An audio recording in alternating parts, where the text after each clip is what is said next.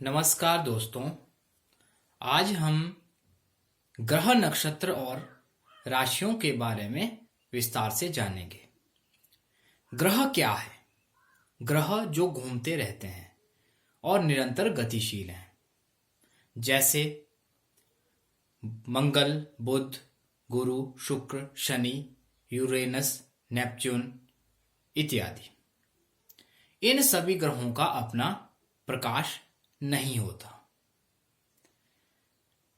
परंतु ज्योतिष शास्त्र में 9 ग्रहों को स्थान दिया गया है। इसमें सूर्य और चंद्रमा को भी स्थान प्राप्त है, क्योंकि ये ज्योतिष शास्त्र में गणना का आधार है। और राहु और केतु को भी यहां पर स्थान दिया गया है, परंतु इनका कोई भी आकाशीय पिंड स्थित नहीं है।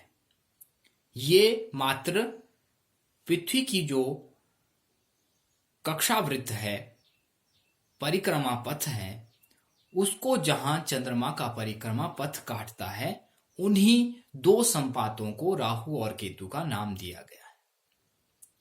हम सूर्य आदि ग्रहों के बारे में विस्तार से जानते हैं। सूर्य को 9 ग्रहों का राजा कहा गया है। सूर्य आत्मा का कारक है।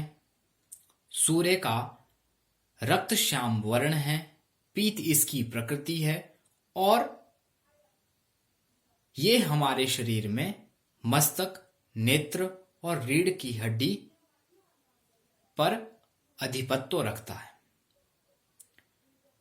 चंद्रमा की बात करें तो चंद्रमा को भी ग्रहों का राजा माना गया है।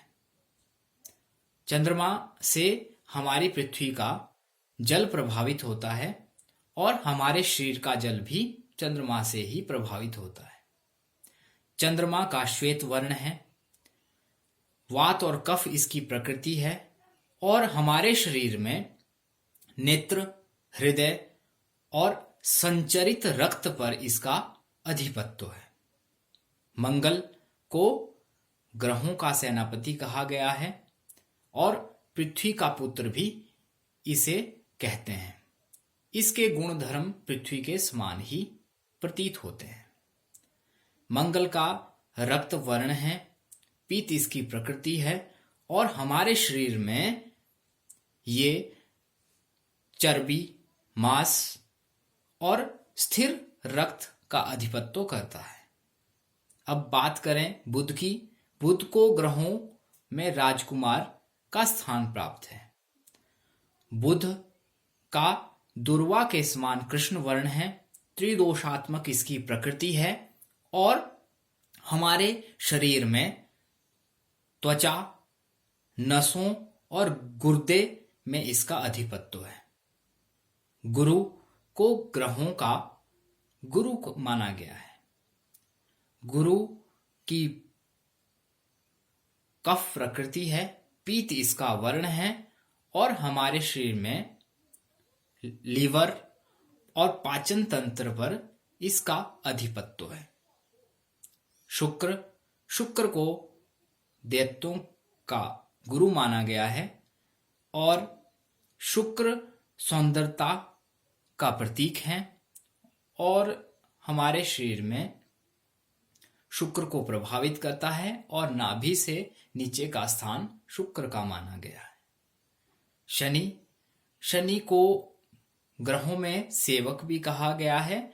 शनि का कृष्ण वर्ण है, वात इसकी प्रकृति है, और ये हमारे शरीर में जोड़ों और हड्डियों पर इसका अधिक प्रभाव देखा गया है।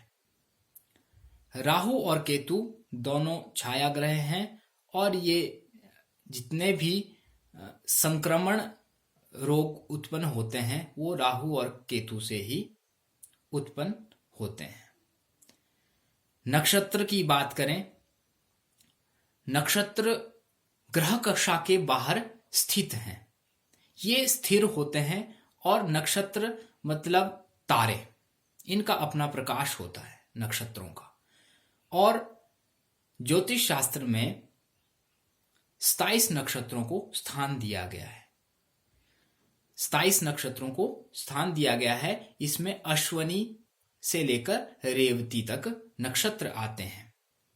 और नक्षत्रों में भी तारे विद्यमान रहते हैं, जैसे कि अश्वनी में 3 तारे, भरणी में 3 तारे। इस तरह से 27 नक्षत्रों में बहुत सारे तारे विद्यमान हैं। किसी में 6 तारे हैं, किसी में 100 तारे हैं, किसी में 5 तारे हैं, किसी में 4 तारे हैं, किसी में 1 तारा है। इस तरह से 27 नक्षत्रों में बहुत सारे तारे विद्यमान हैं। और इन नक्षत्रों से ही राशियां निर्मित होती है। इन 27 नक्षत्र को 12 भागों में बांटकर 12 राशियां बनती है। 2-2 नक्षत्रों की एक राशि बनती है। एक नक्षत्र का मान 13 अंश 20 कला होता है और एक राशि का मान 30 अंश होता है। तो इस तरह से 12 राशियां हमें ज्योतिष शास्त्र में मिलती है। तो इन्हीं 27 नक्षत्रों को 12 भागों में विभाजित किया गया है। अश्वनी और भरणी नक्षत्र से मेष राशि बनती है। अब हम राशियों के बारे में जानते हैं। 12 राशियां कौन कौन सी हैं? मेष, वृष, मिथुन, कर्क, सिंह, कन्या, तुला, वृश्चिक, धन, मकर, कुंभ और मीन। मेष राशि का स्वरूप भेड़ की तरह है और वृष राशि का स्वरूप बैल की तरह है। मिथुन राशि कन्या और लड़के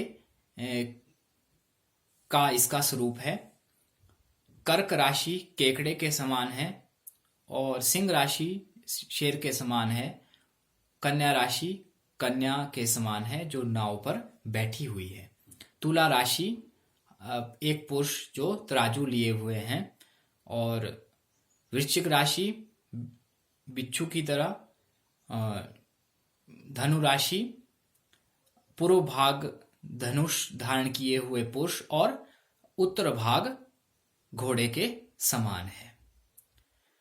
मकर राशि मगरमच्छ की तरह। और कुंभ राशि पुरुष ने घड़े को कंधे पर धारण किया है। और मीन राशि 2 मछलियों का जोड़ा। तो इस तरह से ये 12 राशियां हमें प्राप्त होती हैं। आशा करता हूं कि आपको ग्रह नक्षत्र और राशियों के बारे में जानकारी प्राप्त हो गई होगी। धन्यवाद।